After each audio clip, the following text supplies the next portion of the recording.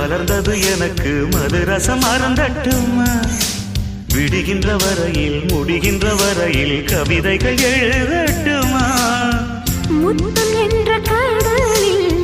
முத்து குளிப்போமா அழகு அழகு